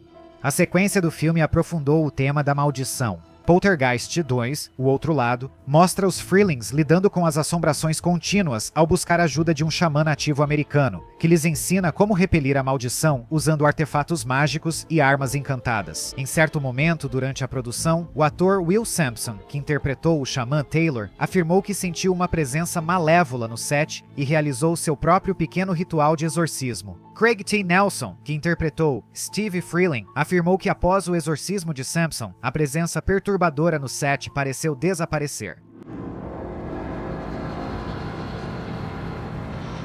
Na produção do filme original de 1982, o ator Oliver Robbins, de 10 anos, que interpretou o filho do meio dos Freeling, Robbie, foi realmente estrangulado no set por um palhaço mecânico com defeito. Para piorar, como a cena mostrava o palhaço animatrônico atacando Robbie, elenco e equipe pensaram que estavam apenas vendo as incríveis habilidades de atuação de Robbins. Ninguém percebeu que ele estava realmente em perigo até o garoto começar a ficar roxo. Felizmente, eles conseguiram reagir a tempo e Robbins sobreviveu ao incidente sem ferimentos, fisicamente. Em uma matéria da Vanity Fair de 2022 relembrando o filme original, JoBeth Williams, que interpretou Diane Freeling, relembrou as filmagens. Uma cena ambientada em um poço lamacento no quintal da casa assombrada, onde os corpos sob a fundação começam a emergir ao seu redor e ganham vida. Ao filmar a cena, JoBeth Williams achou que os esqueletos que contracenavam com ela eram feitos pelo departamento de adereços. Anos depois, conversando com um ex-membro da equipe de efeitos visuais de Poltergeist, JoBeth Williams descobriu que esteve em uma piscina cercada por esqueletos humanos reais. Acredite ou não, usar restos humanos reais em filmes não era novidade, e costuma ser mais barato que criar um esqueleto de adereço. Mas ainda assim, os paralelos entre a ideia do filme de cadáveres maltratados, desencadeando uma assombração, e o que aconteceu posteriormente com o elenco de Poltergeist não podem ser totalmente ignorados. Poltergeist 2 também usou esqueletos reais na produção, já que Hollywood adora continuações. O conceito de franquia de filmes amaldiçoada pode parecer só uma brincadeira ou uma forma engenhosa de mantê-la viva, sem trocadilhos. Mas a triste verdade é que a ideia de uma maldição de Poltergeist permaneceu no imaginário popular por causa de uma série de tragédias da vida real. O caso mais infame associado à franquia envolve a jovem Heather O'Rourke, que interpretou Carol Ann. A jovem atriz tinha apenas 5 anos quando Steven Spielberg a viu no refeitório da MGM, onde ela estava com sua mãe enquanto sua irmã mais velha, Tammy, gravava o fracasso musical Pennies from Heaven. Enquanto Spielberg e outros produtores pensavam em Drew Barrymore para Carol Ann, Spielberg logo achou Heather O'Rourke perfeita para o papel. Drew Barrymore acabou sendo escalada para o projeto irmão não oficial do filme E.T., e a entonação assustadora de O'Rourke na frase clássica "Eles estão aqui" aparece com frequência em listas de falas memoráveis do cinema. Ela também atuou nas 2 continuações de Poltergeist e em outros projetos notáveis na TV pelo resto da vida. No início de 1987, Heather O'Rourke adoeceu enquanto estava no meio das filmagens de Poltergeist 3 e começou a apresentar problemas digestivos e intestinais. Uma infecção por giardíase, provavelmente contraída pela água de poço perto de sua casa no lago Big Bear, na Califórnia, resultou em um diagnóstico de doença de Crohn. 1 ano depois, Heather O'Rourke desmaiou em sua casa e sofreu uma parada cardíaca. Só então foi descoberto que ela sofria de um defeito congênito raro e grave, estenose do intestino. E infelizmente, ela não se recuperou, falecendo aos 12 anos de idade. Dominique Dunne tinha 20 e poucos anos quando conseguiu o papel de Dana, a filha adolescente da família Freeling. Dominique Dunne estreou como atriz no telefilme Diário de uma Caroneira Adolescente e conseguiu outros papéis coadjuvantes nesse período, mas Poltergeist seria sua grande chance. Depois que o filme se tornou um grande sucesso de bilheteria, Dominique Dunne concordou em aparecer na sequência do filme e aceitou um papel na futura minissérie de sucesso Them. Mas essa carreira promissora teve um fim chocante em outubro de 1982, quando Dominique Dunne foi estrangulada até a morte por seu ex-namorado, John Thomas Sweeney, do lado de fora de sua casa em West Hollywood, Califórnia. Apenas 4 meses após o lançamento de Poltergeist. O caso gerou grande atenção da mídia, com John Thomas Sweeney alegando que agiu sob violenta emoção, mas os promotores apontando consistentemente para um histórico de violência e abuso doméstico. No final, John Thomas Sweeney foi condenado por homicídio voluntário e agressão leve, em vez de assassinato em 2º grau, e foi libertado da prisão em liberdade condicional após cumprir apenas 3 anos e 7 meses pelo crime. O caso provocou indignação. A mãe de Dominique, Ellen Dunne, fundou o Grupo de Defesa dos Direitos das Vítimas, Justiça para Vítimas de Homicídio. Dominique Dunne, pai dela e produtor de cinema no início dos anos 1980, publicou um livro baseado nos diários que escreveu durante o julgamento de John Thomas Sweeney e suas consequências. Isso resultou em uma nova carreira, escrevendo sobre a relação entre riqueza e crime sob a ótica das vítimas e suas famílias. Ele seguiu por décadas como autor e colaborador da Vanity Fair, e sua obra influenciou fortemente a atual febre por histórias de crimes reais. Qualquer membro de qualquer um dos elencos do filme pode, teoricamente, ser afetado pela maldição de Poltergeist, não apenas os protagonistas. Por exemplo, o ator Lou Perryman atua como Pugsley no filme original, um operário da construção civil que ajuda a construir a piscina da família Freeling. Perryman já havia atuado em Os Irmãos Cara de Pau e integrou a equipe técnica do Massacre da Serra Elétrica original, também de Hooper, o que provavelmente explica sua participação em Poltergeist. Em abril de 2009, Perryman foi assassinado ao acaso em sua casa em Austin, Texas, por um completo desconhecido. Seth Christopher Tatum, um ex-presidiário de 28 anos que tinha histórico de problemas mentais e com drogas, havia atacado o ex-namorado de sua mãe com uma tesoura de jardim e um atiçador de lareira mais cedo naquele dia. Ele invadiu a casa de Perryman, de 67 anos no sul de Austin, esperando roubar seu carro e fugir. Mas antes de pegar as chaves do Gel 1994 do ator, Tatum primeiro pegou um machado e atingiu Perryman mais de 10 vezes. Quando foi detido no carro no dia seguinte, Tatum confessou a um delegado do xerife que o veículo era roubado e que ele havia matado o dono original. O ator Julian Beck, que interpreta o vilão pregador, Reverendo Henry Kane, em Poltergeist 2, faleceu pouco depois de aparecer no filme, aos 60 anos após uma batalha de 2 anos contra o câncer de estômago. O desenvolvimento da doença de Beck antes de sua aparição em Poltergeist não impediu os rumores sobre a maldição. Outros membros do elenco de Poltergeist também relataram incidentes estranhos que não resultaram em suas mortes prematuras. JoBeth Williams afirma que, após gravar cenas para Poltergeist, ela voltava para casa e encontrava sua própria casa inexplicavelmente bagunçada. Em um incidente, ela afirmou que todos os quadros nas paredes estavam tortos, e depois que ela os endireitou, no dia seguinte estavam todos tortos novamente. Felizmente, ninguém se feriu nesse ataque serial dos quadros tortos. O ator Richard Lawson vive Ryan, integrante da equipe de investigação paranormal que investiga as alegações dos Freeling sobre a casa assombrada no Poltergeist original. Em março de 1992, Richard Lawson estava a bordo do voo 405 da US Air, indo de Nova York para Cleveland, quando o avião caiu pouco depois de decolar do aeroporto LaGuardia. Felizmente, Richard Lawson estava entre os sobreviventes. Ele tinha passagem na classe econômica para o voo, mas foi reconhecido por um funcionário da companhia aérea enquanto se preparava para embarcar e foi transferido para a primeira classe. Essa mudança possivelmente salvou sua vida. Das 27 pessoas que morreram no acidente, uma estava na fileira de assentos originalmente designada para Richard Lawson. Ok, isso é assustador. Vamos só acender algumas luzes. No início de Hollywood, um famoso ponto de encontro de celebridades ficava a horas de distância da cidade.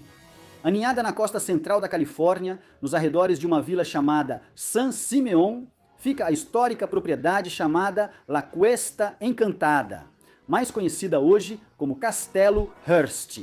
Hoje é ponto turístico para quem não consegue ir à Disneyland, mas sua história é bem mais estranha que a de uma casa antiga comum.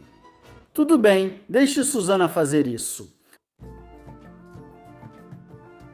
O rico editor William Randolph Hearst é hoje talvez mais lembrado como inspiração do clássico filme de Orson Welles, Cidadão Kane. Hearst, assim como o personagem do filme que inspirou, herdou a fortuna de minas de ouro, mas preferiu atuar no setor editorial. Em 1887, ele assumiu o controle do jornal The San Francisco Examiner, que seu pai havia adquirido como pagamento de uma dívida de jogo. Apesar da imagem de populista defensor do trabalhador contra instituições corruptas, Hearst usava o jornal para promover interesses próprios, o que críticos apontavam como jornalismo marrom. A realização jornalística mais infame de Hearst foi ajudar a levar os Estados Unidos à Guerra Hispano-Americana ao incitar indignação contra a Espanha após o afundamento do USS Maine em 1898. Até hoje, as causas do desastre do Maine são desconhecidas, mas isso não impediu o jornal de Hearst de culpar o governo espanhol, usando o desastre como um grito de guerra e um pretexto para vender mais jornais. Claro, ele pode até ter provocado alguns conflitos internacionais aqui e ali, mas a estratégia editorial de Hearst foi objetivamente bem-sucedida. Na década de 1920, ele possuía uma rede nacional de cerca de 28 jornais, incluindo o Los Angeles Examiner, o Boston American, o Detroit Times e o Washington Herald. ele passou a publicar revistas, várias ainda em circulação, como a Cosmopolitan e a Good Housekeeping. O império de Hearst atingiu o auge antes da Grande Depressão, que colapsou suas receitas e tornou a linha conservadora de seus jornais cada vez mais impopular. Bem antes de seu império ruir, a decisão de Hearst de adquirir uma grande propriedade no centro da Califórnia foi, em muitos aspectos, inspirada por seus pais. Ele foi apresentado à inovadora arquiteta Julia Morgan por sua mãe, Phoebe Apperson Hearst, uma importante patrona das artes. Morgan foi a primeira mulher a estudar arquitetura na Beaux-Arts, em Paris, e a ter um escritório independente na Califórnia, sendo uma pessoa impressionante. Dizem que ela também tinha um ótimo arremesso de gancho. Hearst admirava o trabalho de Morgan, mas é importante destacar que havia motivos ocultos ao contratá-la para esse grande projeto. Ele se gabava dizendo que, como muitos outros homens ricos da época não estavam dispostos a contratar uma arquiteta, os serviços dela estavam disponíveis por um preço bem mais baixo. Tomara que ele tenha dado uma boa gorjeta. Em 1919, William Randolph Hearst herdou 11 milhões de dólares, junto com uma coleção de propriedades e fazendas de seu pai, o empresário George Hearst. William inicialmente procurou Morgan para construir uma casa confortável na costa de San Simeon, onde gostava de acampar. Mas sua visão para a propriedade ampliou-se muito ao longo do tempo, em grande parte devido ao influxo de dinheiro e bens. Em 1925, a propriedade dele, em San Simeon, já tinha cerca de 250 mil acres, o tamanho perfeito para uma viagem de acampamento modesta e relaxante. Hearst e Morgan trabalharam juntos por 28 anos, modelando o exterior com base em edifícios espanhóis que Hearst admirou em viagens ao país. Essas viagens à Espanha também inspiraram o nome formal da casa, La Cuesta Encantada, que significa Colina Encantada, sugerindo que, além de todo aquele dinheiro, Hearst também tinha um mago. Devido à imaginação ilimitada de Hearst e à crise financeira das suas empresas, nos anos 1930, a visão completa do castelo de Hearst nunca se concretizou. Apesar de ter mais de 500 estruturas na propriedade, o homem praticamente possuía um CEP inteiro só para ele. Sozinha, a casa principal da propriedade, conhecida como Casa Grande, contém mais de 100 cômodos. No total, incluindo casas de hóspedes e edifícios adicionais, toda a propriedade conta com 42 quartos, 61 banheiros e 19 salas de estar, além de piscinas internas e externas, um cinema, pontes, um aeródromo, quadras de tênis e o que já foi o maior zoológico privado do mundo.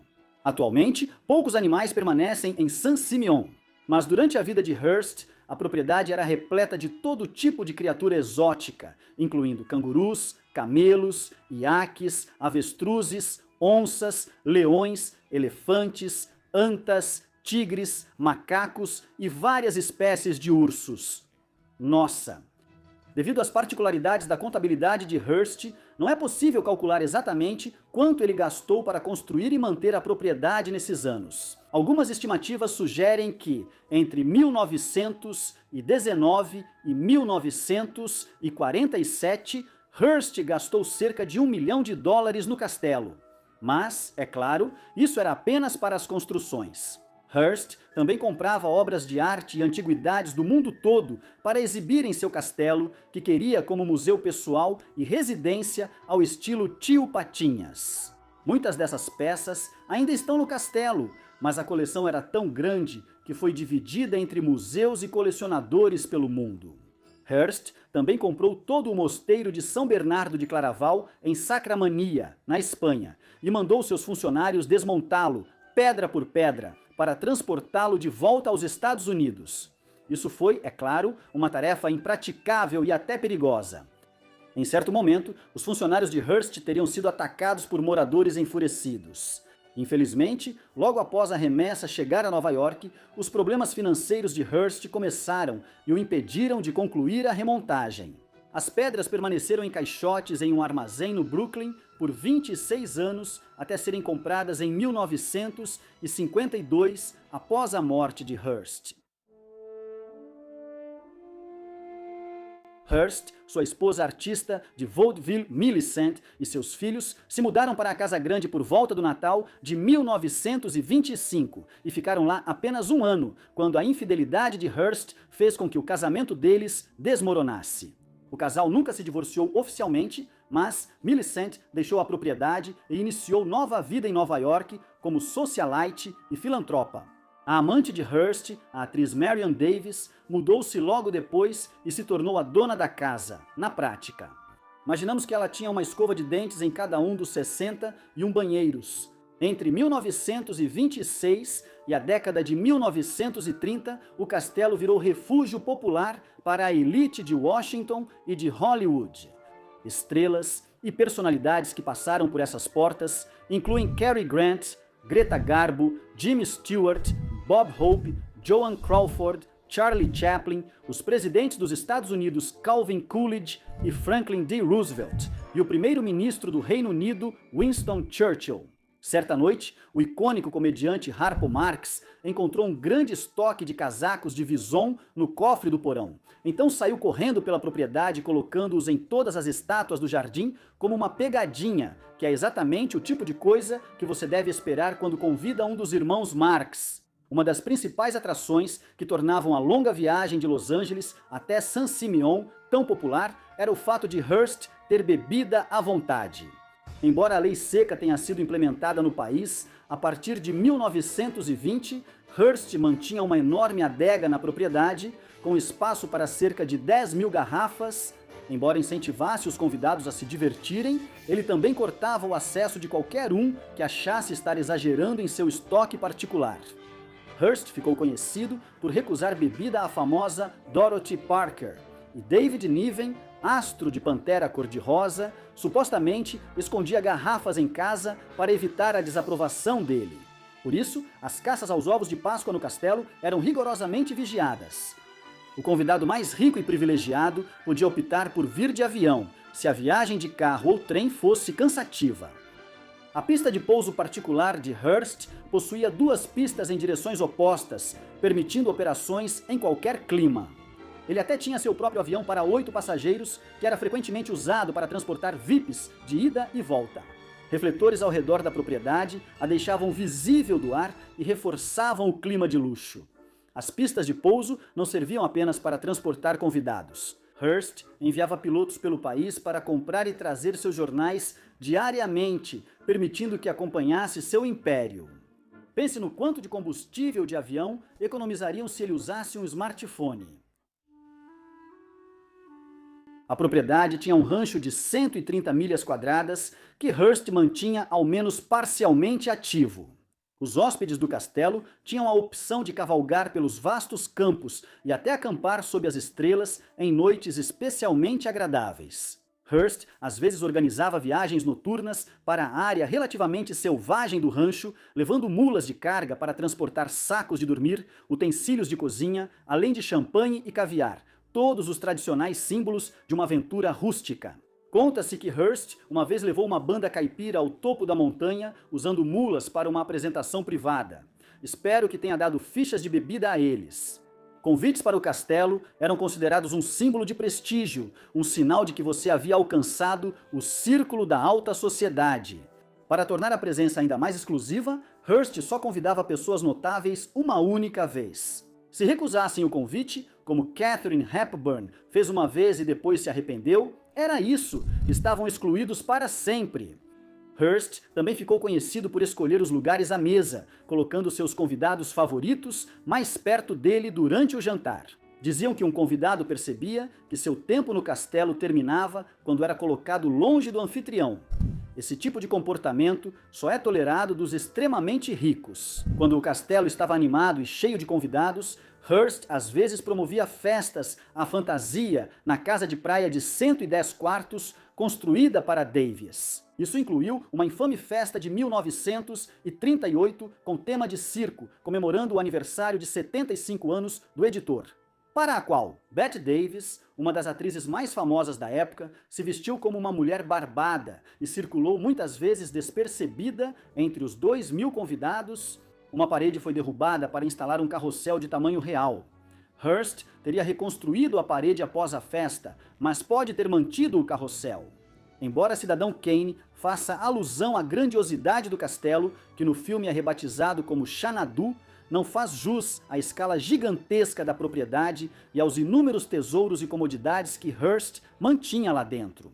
O editor ficou profundamente ofendido com o filme, e embora não pudesse legalmente tirá-lo das telas de cinema e não tenha conseguido convencer o cofundador da MGM, Louis B. Mayer, a comprá-lo para que ele pudesse destruí-lo, usou toda a sua influência pública para afastar o público. Os jornais de Hearst não divulgaram o filme, e a colunista Luella Parsons também tentou limitar sua visibilidade. Ele usou toda a sua influência na mídia para prejudicar o filme.